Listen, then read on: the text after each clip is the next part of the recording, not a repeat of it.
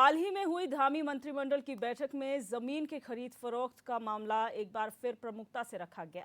CM Dhami इस मुद्दे पर सख्त नजर आ रहे हैं। मुख्यमंत्री ने साफ कर दिया है कि सरकारी भूमि पर अतिक्रमण और भूमि की खरीद फरोख्त को लेकर भूमि संबंधी कानून में कड़े प्रावधान किए जाएंगे। सरकार अब जमीन की खरीद फरोख्त से पहले खरीदने वाले की पूरी कुंडली खंगालेगी और इसके लिए सरकार जल्द एक अध्यादेश भी लाने जा रही है।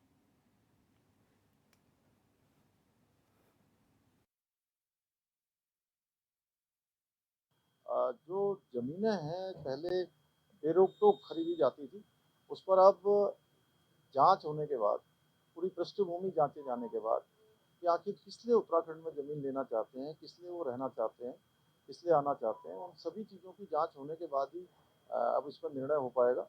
अभी हमने कहा है कि कल से ही जो है इस पर सब पर रोक लग जाए। और हमारे संवाददाता रोहित विक्रम सिंह हमारे साथ इसी खबर पर लाइव जुड़ चुके हैं। रोहित, जानकारी चाहेंगे कि जो लैंड जिहाद का मुद्दा यहां पर उठाया गया था मुख्यमंत्री द्वारा, अब उसने कहीं ना कहीं एक वास्ट रूप ले लिया है। एक ओवरऑल तरीके से अगर हम कहें, अब खरीद फरोख्त में भी अब शिकंजा कसा जाएगा। क्या कुछ फैसला लिया गया है, पहले तो ये जानना चाहेंगे। जी देखिए दिव्या, लैंड जिहाद का जो मसला था वो पिछले लंबे समय से सरकार को शिकायतें मिल रही थी कि एक तो जगह जगह मज़ारें बनाई जा रही हैं। कुछ मज़ारें तो वैध रूप से हैं, जो बहुत लंबे समय से जहां पर लोग जाते हैं, चादर चढ़ाते हैं। लेकिन कुछ मज़ारें पूरे प्रदेश में हाल फिलहाल में एकाएक पनपी है और उनकी संख्या सैकड़ों में है।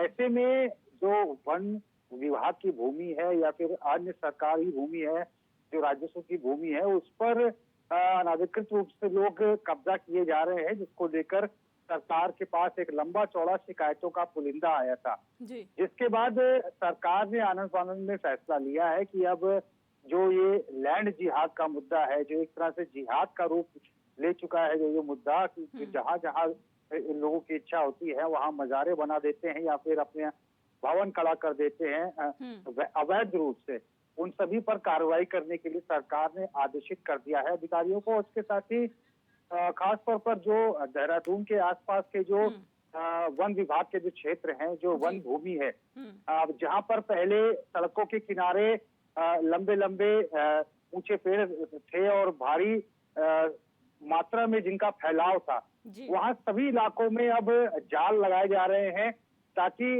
उन सरकारी वन विभाग की भूमि पर किसी भी प्रकार का कोई कब्जा ना हो। और इसके साथ ही एक बड़ा फैसला लैंड जिहाद के मसले पर सरकार ने ये भी लिया है कि इससे पहले भी हमने देखा है, जब से उत्तराखंड का गठन हुआ है, भारी संख्या में लोग उत्तराखंड आते रहे हैं और कभी भी किसी ने किसी से नहीं पूछा कि उसका उत्तराखंड आने का तात्पर्य क्या है, उद्देश्य क्या है, किस मंशा से वो अन्य प्रदेश से उत्तराखंड आ रहा है। और चूंकि बहुतायत संख्या में ऐसे लोग हैं जो अन्य मैदानी क्षेत्रों से भी उत्तराखंड आते रहे हैं और हाल फिलहाल की अगर हम बात करें तो अपराध का क्षेत्र भी एक तरह से अपराध का गढ़ भी उत्तराखंड। रोहित, मैं आपको रोकना चाहूंगी, आपके पास दोबारा आऊंगी। हमारे साथ फोन लाइन पर जुड़ चुके हैं कांग्रेस प्रदेश अध्यक्ष करण मारा इसी खबर पर। सर, बहुत स्वागत है आपका HNN 24/7 में। संपर्क यहाँ पर टूट गया है, एक बार फिर उनसे जुड़ने की कोशिश करेंगे। रोहित, आप अपनी बात पूरी करें प्लीज। जी दिव्या, मैं कह रहा था कि जैसे कि हाल फिलहाल के वर्षों में अगर देखा जाए तो जो अपराध का जो ग्राफ है वो भी बढ़ता गया है और मुख्य रूप से अन्य राज्यों से आए हुए जो मजदूर वर्ग के लोग हैं या फिर अन्य लोग हैं, उनके द्वारा काफी कुछ अपराध में उनकी संलिप्तता पाई गई है। ऐसे में यहाँ पर आकर भूमि क्रय करके यहाँ पे लोगों का रहना और उसके बाद से किसी ने कभी पूछताछ नहीं की और इन्हीं तमाम मसलों को लेकर कि उत्तराखंड की भूमि है, उत्तराखंड के लोगों का हक हकूक है, उनकी सबसे पहले इसमें भागीदारी है। और यही नहीं, उत्तराखंड में भी अगर कोई दूर दराज के क्षेत्र से राजधानी देहरादून या फिर अपने गृह जनपद से दूर यदि कोई जमीन क्रय करना चाहेगा तो उससे भी पूछताछ होगी, क्योंकि उत्तराखंड इतना छोटा प्रदेश भी नहीं है। और इसके साथ ही उसकी रजिस्ट्री तभी होगी जब पूरी की पूरी जो इंस्पेक्शन है वो संबंधित अधिकारियों के द्वारा हो जाएगा कि आखिर वह व्यक्ति उत्तराखंड में जो भूमि क्रय कर रहा है, आखिर वो यहाँ मकान बनाकर रहना चाहता है, क्यों रहना चाहता है, यदि कोई व्यापार करना चाहता है तो कैसा व्यापार करना चाहता है, क्या उद्देश्य है उसका, इन तमाम चीजों का मुआयना करने के बाद ही अन्य राज्यों से या फिर उत्तराखंड के दूर दराज के क्षेत्रों से आए हुए लोगों को भूमि क्रय करने की इजाजत होगी। और इसका अध्यादेश जो है जल्द ही सरकार लेकर आने वाली है, जिसको लेकर मुख्यमंत्री पुष्कर सिंह धामी ने खुद गंभीरता दिखाते हुए कहा कि ये एक संजीदा मसला है और इस पर विवेचना चल रही है, अध्ययन चल रहा है, तमाम विचार विमर्श हो रहा है। अब सरकार का अंतिम फैसला जब ये अध्यादेश आ जाएगा उसी वक्त से ये इम्प्लीमेंट हो जाएगा। हालांकि अभी जो आदेश से सरकार के द्वारा हुए हैं उस पर अभी से ही कार्रवाई शुरू हो गई है। यदि कोई व्यक्ति बाहर से उत्तराखंड आकर भूमि क्रय करना चाहता है तो उससे पहले तमाम इंस्पेक्शन से, तमाम मुआयनों से गुजरना पड़ेगा, उसके बाद ही यहाँ पर भूमि खरीदी जा सकती है। बिल्कुल रोहित, ये तो वो लोग हैं जो बाहरी राज्यों से हमारे राज्य में प्रवेश करते हैं, यहाँ रहने के लिए आते हैं, टेम्परेरी हो या फिर परमानेंट। लेकिन उन लोगों का कैसे चिन्हित किया जाएगा जो सीमा क्रॉस करके, जो सीमावर्ती गांव हैं नेपाल की तरफ से यहाँ पर आ जाते हैं, जो अब सामान बेचने के लिए या फिर इस तरीके से लोग हमने देखे हैं जो वहाँ पर थोड़े टाइम के लिए आते हैं लेकिन फिर बसते चले जाते हैं, उनको कैसे चिन्हित किया जाएगा? बिल्कुल, ये गंभीर मसला है दिव्या, क्योंकि बहुत ही अब इसमें जो तमाम जो संबंधित अधिकारी हैं उनको संवेदनशीलता, अपनी तत्परता और तमाम चुस्ती फुर्ती दिखानी पड़ेगी। क्योंकि हमने देखा है कि चाहे वो माफ कीजिएगा, चाहे वो जम्मू कश्मीर हो या फिर अन्य राज्यों से जो विक्रेता है जो यहाँ पर सामान बेचने भी आते हैं, वो भी कभी कभी यहाँ पर अपना व्यापार करते करते करते उत्तराखंड में ही रहने बसने लग जाते हैं अपने परिवार समेत। तो उन तमाम लोगों का हालांकि पुलिस विभाग द्वारा समय समय पर इंस्पेक्शन किया जाता है, लेकिन अब जो ठोस रूप से उत्तराखंड में अब निवास करने लगे हैं और जो उत्तराखंड में रहने लगे हैं या फिर अपने बच्चों को पढ़ाने लगे हैं, यहाँ व्यापार करने लगे हैं, ऐसे तमाम लोगों को से पहले उनका उद्देश्य पूछा जाएगा कि आखिर उत्तराखंड आने का उनका मकसद क्या है। उसके बाद ही कितनी भूमि वो उत्तराखंड में राजधानी देहरादून में चाहते हैं या फिर अन्य जनपदों में चाहते हैं, उसके बाद ही उनको रहने की अनुमति यहाँ पर दी जाएगी। और उसके आदेश भी सरकार ने जारी कर दिए हैं और जल्द ही ये प्रदेश में कानून के रूप में अस्तित्व में भी आने वाला है। अच्छा, इससे जुड़ा हुआ एक और सवाल है रोहित कि यहाँ पर सत्यापन की बात की जा रही है, वो लोग जो बाहर से यहाँ पर आ रहे हैं उनका सत्यापन कराया जाएगा, लेकिन क्या ये कानून उन लोगों पर भी लागू होगा जो पहले से यहाँ पर रह रहे हैं लेकिन उनका सत्यापन अभी तक नहीं हो पाया है, ये नहीं पता कि वो कब आए थे यहाँ पर, कहाँ किस काम से आए थे और कहाँ से आए थे, तो क्या उन लोगों का भी सत्यापन कराया जाएगा? निश्चित तौर पर दिव्या, ये चूंकि अब सरकार की विशेषाधिकार है, उनके विवेक पर निर्भर करता है। हालांकि सभी का सत्यापन कराना तो एक बड़ी चुनौती होगी, क्योंकि एक बड़ा प्रशासनिक अमले को इसके भीतर लगना होगा। लेकिन फिलहाल अब से जो उत्तराखंड आएगा या फिर राजधानी देहरादून में खास तौर पर अन्य जो मेन जनपद है वहां आता है, उत्तराखंड में निवास करता है, उसके लिए तमाम चीजों को अनिवार्य कर दिया गया है। बिल्कुल, आप बने रहिए रोहित हमारे साथ बीजेपी प्रवक्ता सचिन गुप्ता भी फोन लाइन पर जुड़ चुके हैं। बहुत स्वागत है सर आपका HNN 24/7 में। सचिन जी, आप सुन पा रहे हैं मुझे? हाँ, मैं सुन पा रहा हूँ जी। जिस तरीके से यहाँ पर लैंड जिहाद का मसला उठा था और अब एक तरीके से जो गैर कानूनी तरीके से यहाँ पर खरीद फरोख्त कर रहे हैं उनका यहाँ पर सत्यापन कराया जाएगा, एक मैनुअल सरकार की तरफ से तैयार कराया जा रहा है। पहले तो ये जानना चाहेंगे कि वो मैनुअल क्या है और क्या उसमें पॉइंट्स रखे जाएंगे जिसको पूरा करना होगा किसी भी व्यक्ति को? देखिए, निश्चित रूप से माननीय मुख्यमंत्री पुष्कर सिंह धामी जी की इस पहल का स्वागत होना चाहिए। और जिस प्रकार से हमारा उत्तराखंड एक शांतिप्रिय प्रदेश है, उस शांतिप्रिय प्रदेश के अंदर जो है ये शांति भंग ना हो और यहाँ का जो जनजीवन जिस तरीके से बिल्कुल सामान्य रूप में चलता है, यहाँ पे अधिकतम जो पर्यटन हो या बाहर का आदमी यहाँ पर जो आता है वो यहाँ पर शांति के लिए आता है। और जो बाहरी तत्व जिस प्रकार से यहाँ पर आकर जो है एक तरीके से असामयिकता फैलाते हैं, तो उसके लिए जो है सरकार का जो ये फैसला है ये स्वागत है।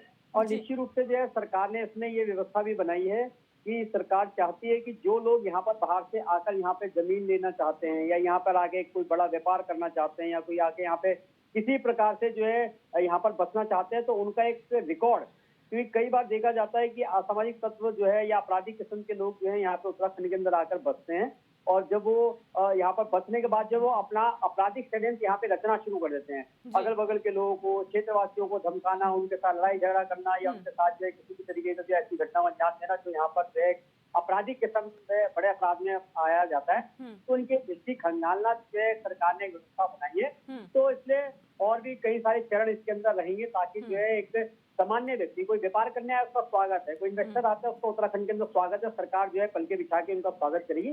लेकिन अगर जो है कोई आपराधिक किस्म का आएगा तो निश्चित रूप से जो उसकी जांच पड़ताल करने के बाद ही जो है सरकार उसको यहाँ पे जमीन खरीदने की या व्यापार करने की अनुमति देगी। जो सरकार आगे की जो व्यवस्था बना रही है उसके लिए जो है मुझे लगता है कि शायद ये उत्तराखंड के हित के लिए रहेगी। बिल्कुल, आप बने रहिए सर हमारे साथ कांग्रेस प्रवक्ता मोहन काला भी फोन लाइन पर जुड़ चुके हैं। बहुत स्वागत है मोहन काला जी आपका न्यूज स्पेशल में। Thank you. जिस तरीके से यहाँ पर ये लैंड जिहाद का पहले मसला उठा, लेकिन अब जो भू कानून की लगातार मांग उठ रही है उसमें एक पहल की जा रही है कि जो भी बाहर से लोग आएंगे उनका सत्यापन कराया जाएगा और खरीद फरोख्त से पहले उसकी पूरी पृष्ठभूमि, उसका पूरा बैकग्राउंड खंगाला जाएगा। क्या कहेंगे इस पर?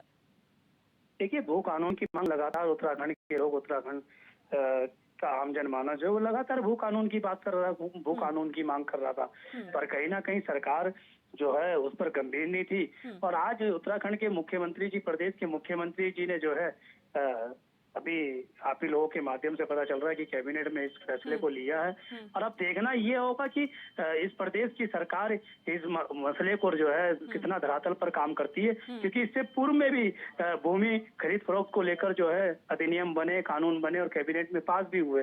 आप ही की भारतीय जनता पार्टी की सरकार में भी पास हुआ था और भारतीय जनता पार्टी की सरकार ने ही अपने उस नियम को बदलने का काम किया। इसी प्रदेश के अंदर इस चीज की गवाही है। अब देखना ये होगा, क्योंकि अपनी कोरी पीठ थपथपाने का काम प्रदेश के मुख्यमंत्री जी करने के लिए दिन प्रतिदिन बातें तो बड़ी बड़ी कर रहे हैं। अब वो कितना इस पर धरातल पर उतर के कार्य करेंगे अब ये समय बताएगा। लेकिन मोहन काला जी, जब लैंड जिहाद की बात हुई थी, ये लगातार है कि उत्तराखंड के लोग जो है वो भू कानून की मांग कर रहे थे। लैंड जिहाद की जब मामला सामने आया था मोहन काला जी, क्योंकि आप एक बार सवाल सुन लीजिए सर, एक सवाल सुन लीजिए प्लीज। इसी प्रदेश के अंदर जो है भारतीय जनता पार्टी की सरकार ने इस कानून को हटाने का काम किया कि जितनी मर्जी जमीन खरीद लीजिए, कोई भी खरीद ले, किसी तरीके की पाबंदी नहीं होगी। अच्छा मोहन काला जी, लैंड जिहाद का जब ये सब्जेक्ट सामने आया था उसके बाद कांग्रेस ने भी स्वागत किया था, क्योंकि लगातार धार्मिक रूप से जो अतिक्रमण हुआ था उसे हटाने की कार्रवाई भी की गई। तो कहीं ना कहीं जो बोला सरकार ने वो किया है,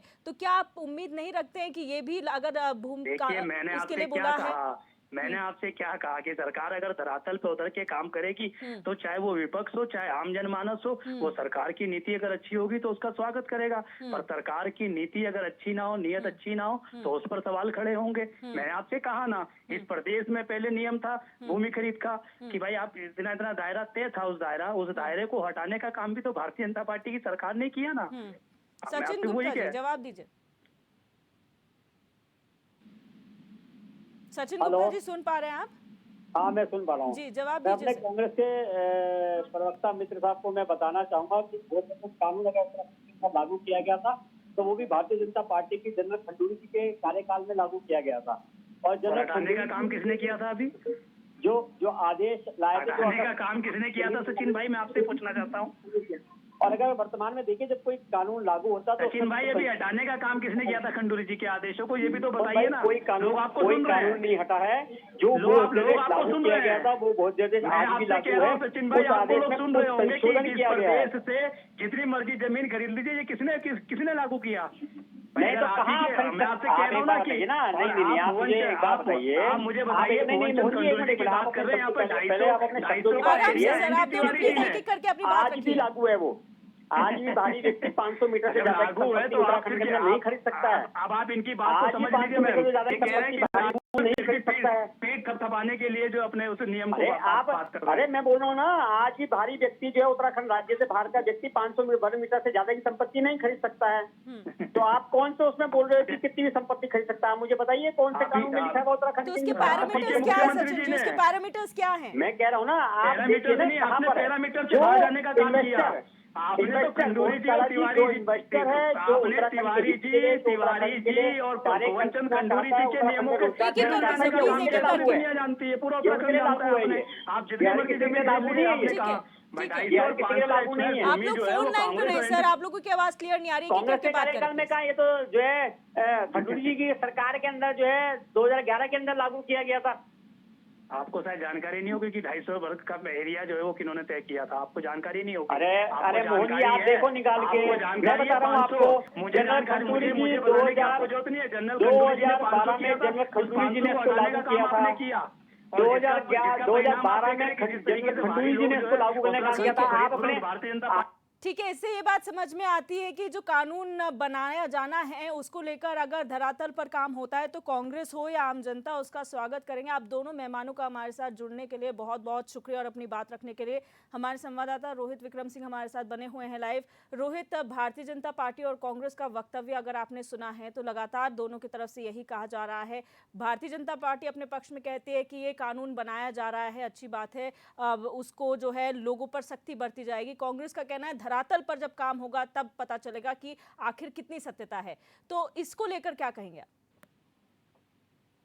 देखिए दिव्या, चूंकि भू कानून का मसला इस समय गर्मा गर्म है और तमाम जो उत्तराखंड के राज्य आंदोलनकारी हैं, जब गैरसैंण में विधानसभा का सत्र हो रहा था तो भू कानून के मसले को लेकर राज्य आंदोलनकारी उत्तराखंड के अलग अलग जिलों में आंदोलनरत थे और बहुत सारे निर्णयों का तो राज्य आंदोलनकारी ने स्वागत किया था, लेकिन भू कानून को लेकर मुख्यमंत्री से लगातार जो है उत्तराखंड के जो हकूकधारी है, राज्य आंदोलनकारी हैं, वो सरकार से आस लगाए बैठे थे कि उत्तराखंड के भू कानून को के मसले पर सरकार कुछ करे। और इसी की गंभीरता को देखते हुए मुख्यमंत्री पुष्कर सिंह धामी ने इस बात के आदेश दिए हैं और इस बात का संकेत दिया है कि जल्दी एक कानून जो है उत्तराखंड में अस्तित्व में आएगा, जिसमें एक दायरा फिक्स किया जाएगा कि उत्तराखंड में उद्योग लगाने वाले, उत्तराखंड में रहने वाले लोगों से पहले उनका उद्देश्य पूछा जाएगा, कितनी भूमि उनको यहाँ पर चाहिए और क्या करना चाहते हैं। ये तमाम इंस्पेक्शन के दौर से गुजरना पड़ेगा, उसके बाद ही यहाँ पर उत्तराखंड में भूमि खरीदने का अवसर जो है बाहरी व्यक्तियों को प्राप्त होगा।